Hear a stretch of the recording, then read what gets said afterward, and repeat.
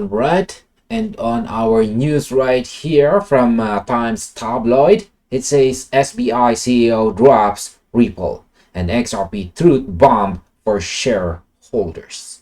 All right, now imagine walking into a high-level corporate boardroom in Tokyo, surrounded by billionaires, institutional asset managers, and elite of global finance.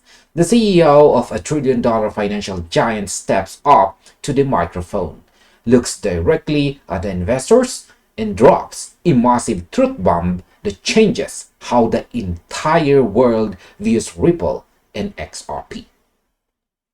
This isn't a movie scene. This actually happened at the SBI Holdings shareholder presentation in Tokyo. While everyday retail traders are losing sleep staring at the 1-minute price charts, the smart money is looking at a massive interconnected financial empire that is quietly being built across Asia and the rest of the world. So in this video, we are diving into a major update shared by a prominent crypto analyst right here, Eri, who shed light on the heavy-hitting commentary from SBI Holdings CEO Yoshitaka Kitao. If you think Ripple is just a company that holds a bunch of digital tokens in an escrow wallet, you are missing the forest for the trees. We are going to unpack the massive web of global banks, major companies, and asset managers that are aligning behind this technology. All right.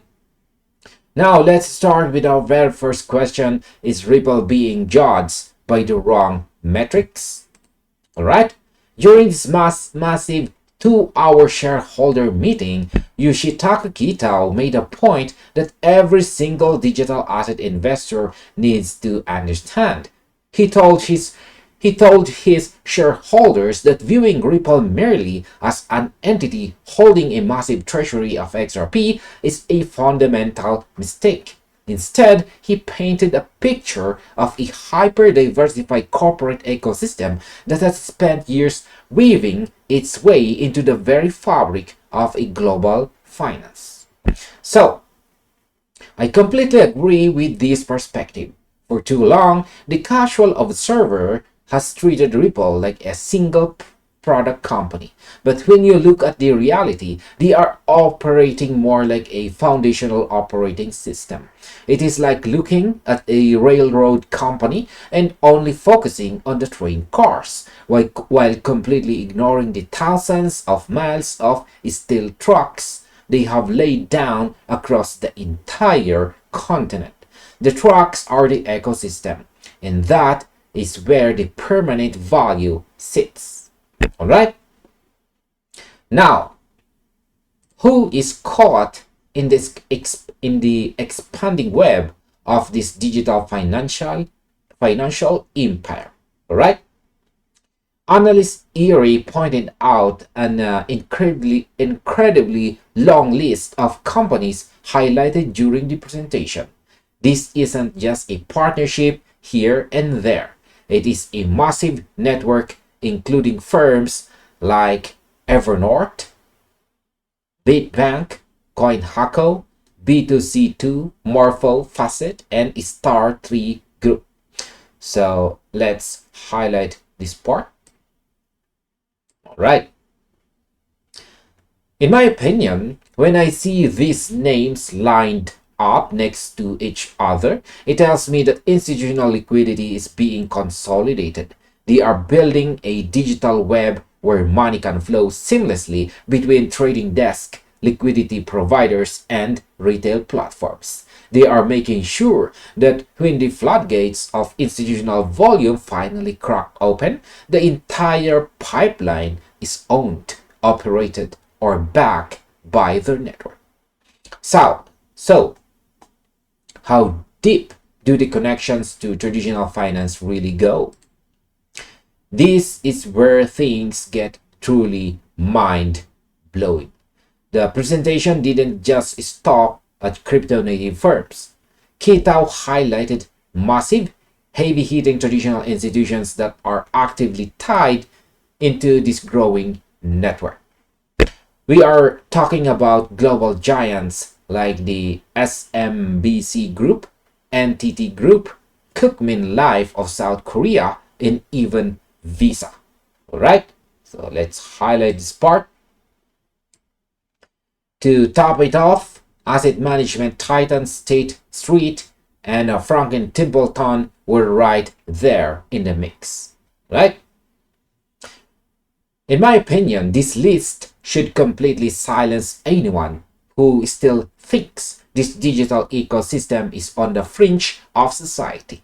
When you have companies like Visa and Franklin Templeton sitting at the table, you are no longer talking about a speculative experiment. You are talking about the complete integration of traditional capital into the digital ledger space. So to me, this shows that the old financial guard has already made their decision, where they aren't fighting the evolution.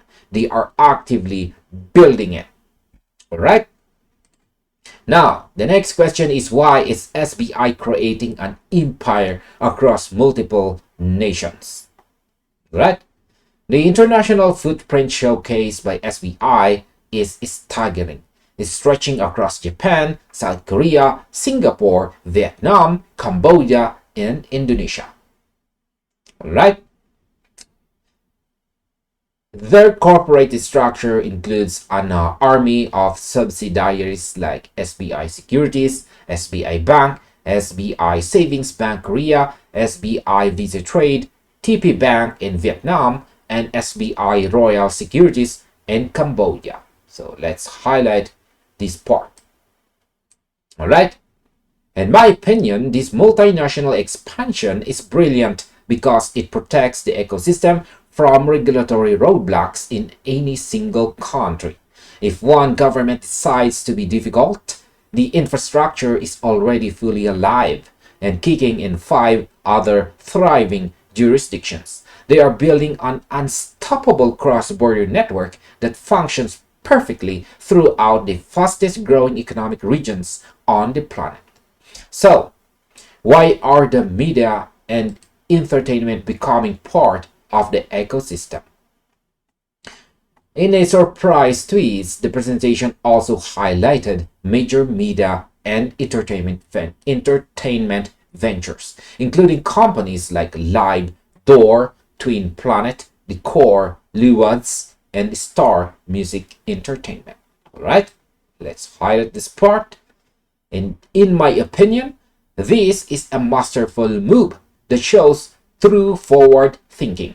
By connecting high-level finance with media, intellectual property, and consumer entertainment, they are setting up the framework for massive mass adoption.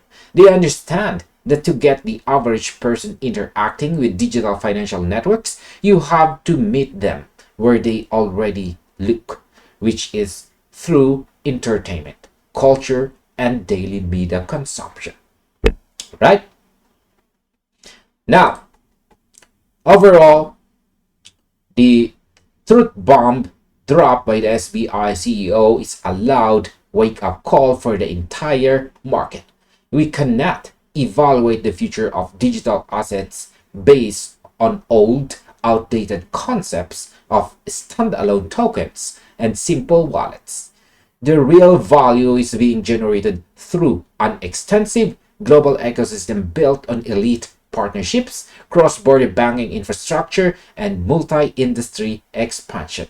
While the general public remains distracted by short-term sentiment, the institutional framework is solidifying day by day. Our summary of this massive shareholder presentation proves that the future belongs to those who build global networks. The foundation has been laid down. The world's biggest financial players are plugged in, and that through the true scale of this ecosystem is finally becoming impossible to ignore. Alright? And this finally ends our video. Thank you very much for watching, and see ya on the next one. Or you might just as well check this next recommended video right here.